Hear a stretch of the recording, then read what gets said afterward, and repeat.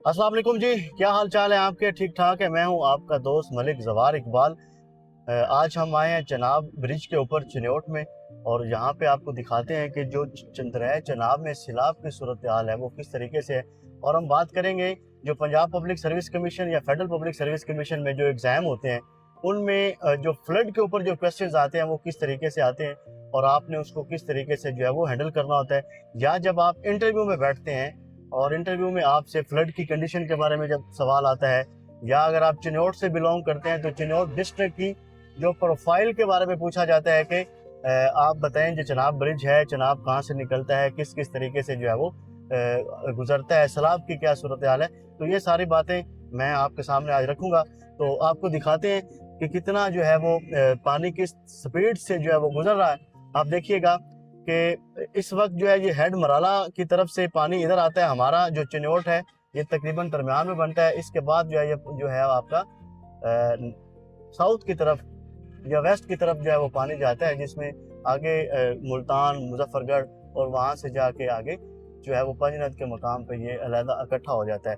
इससे पहले ये दरिया चनाब जो है ये त्रिमू के मकाम पे दरिया झेलम के साथ मिलता है। एक और भी सवाल आता है अगर हम पीपीएससी की बात करते हैं कि दो दरिया चनाब और दरियाए जो रावी है इसके जो दरमियानी ज़मीन है इसको रचना दोआब भी कहा जाता है। दोआब बेसिकली दो दरियाओं के दरमियानी जो ज़मीन होती है उसको दोआब कहते हैं। इसी तरीके से सिंध सागर जो है वो जेहलम और सिंध के दरमियान वाली जो जगह जो पोठवार की होती है उसको सिंध सागर कहा जाता है। तो आपने अगर पंजाब पब्लिक सर्विस कमीशन की तैयारी कर रहे हैं या फेडरल पब्लिक सर्विस कमीशन की तैयारी कर रहे हैं तो उसमें जो फ्लडिंग के हवाले से क्वेश्चंस आते हैं या इंटरव्यू में आपसे पूछा जाता है, ये ऐसे आ सकता है या डिस्क्रिप्टिव में आ सकता है।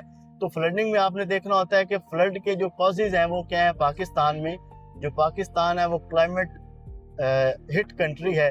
पाकिस्तान में क्लाइमेट के असरात सबसे ज़्यादा शो होते हैं। उसकी वजह ये है कि पाकिस्तान का जो इंफ्रास्ट्रक्चर है वो इतना कोई डेवलप नहीं है, और पाकिस्तान जो इमिटिंग करता है कार्बन इमिशन की वो भी बड़ी मिनिमल सी है। तो अगर हम इसके कॉजेज़ की बात करें तो आपको पता है कि दो तरह के कॉजेज़ होते हैं। मेन एक नेचुरल कॉजेज़ है जिसमें जो ग्लेशियर मेल्ट होते हैं, जिसमें एक्सट्रीम वेदर कंडीशंस ऑटोमेटिकली बढ़ रही हैं, और उसके बाद जो क्लाइमेट का एल नैनो या डी नैनो इफेक्ट होता है उसकी वजह से जो चीज़ें होती हैं। इसके बाद जो अगर हम एंथ्रोपोजेनिक कॉजेज़ की बात करें तो आपको पता है कि इंडिया जो है उसने इंडस वाटर ट्रीटी को जो अबेस में डाल दिया, और पाकिस्तान में वो फोर्स जो हम कहते हैं कि हाइड्रो वेपनाइजेशन वो कर रहा है। वो कहता है कि हम पाकिस्तान को जो है वो तबाह करेंगे, उसके ऊपर जो है वो ज़्यादा पानी छोड़ते हैं। और पाकिस्तान के यहाँ भी जो इंफ्रास्ट्रक्चर है वो कोई इतना डेवलप नहीं है, पुअरली डेवलप इंफ्रास्ट्रक्चर है, जिसमें हमारे पास जो थोड़े थोड़े डैम है, हमें डैम इन्हेंस करने की ज़रूरत है। इसके बाद एंथ्रोपोजेनिक कॉजेज़ में अगर हम देखते हैं तो हमारे यहाँ डैम्स की कमी के साथ साथ कोई पॉलिसी मेकिंग नहीं है जिसमें हम वाटर स्टोरेज को या वाटर रेजर्वियर को बढ़ा सकें। जितना पानी ज़्यादा आता है तो आप देख सकते हैं कि यहाँ से ये पानी गुजरता हुआ आगे जाएगा और जाके समंदर में गिर जाएगा। इसके कोई हम उसको वहाँ पे रोकते नहीं हैं, इसको किसी तरीके से हम डाइवर्ट नहीं कर पाते हैं। हमारे यहाँ रेजर्वियर की कमी है। तो ये बातें आपने जो है वो माइंड में रखनी है। दूसरा ये है कि इसके रिकमेंडेशंस में क्या है कि आपको इंटरनेशनली, क्योंकि पाकिस्तान ऑलरेडी तमाम जो क्लाइमेट चेंज के सिग्नेटरीज में आता है, पाकिस्तान इसकी आवाज़ भी उठाता रहता है कि आपने जो है वो कार्बन इमिशन को कम करना है, और इसके साथ साथ जो है वो कार्बन क्रेडिट का कॉन्सेप्ट बढ़ाया गया है जिसमें चीज़ें बहुत ज़बरदस्त और बेहतर चलती हैं।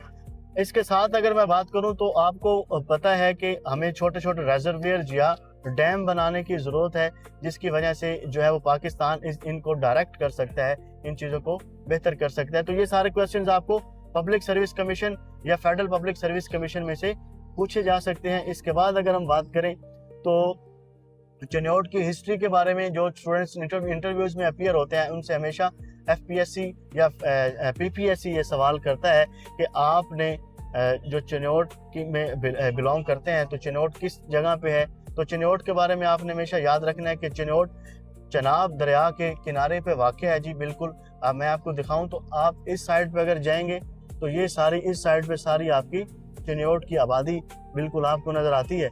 तो ये बिल्कुल वेस्ट बैंक के किनारे है।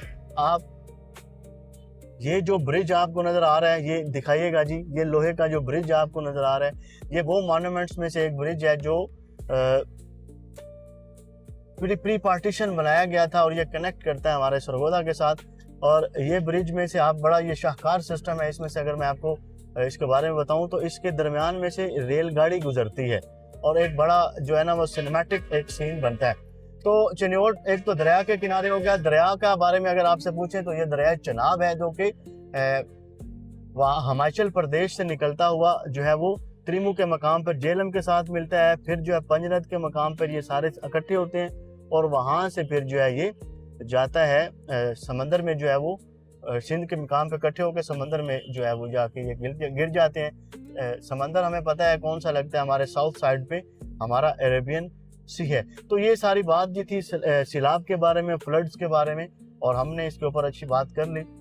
आपको पीपीएससी एफपीएससी के बारे में इन चीज़ों का पता होना बहुत ज़रूरी है ताकि आपकी तैयारी बेहतर और ज़बरदस्त हो सके और आप जो है वो इन चीज़ों को याद रखा करें, समझा करें। और मुझे उम्मीद है कि ये वीडियो आपको बहुत अच्छी लगी होगी।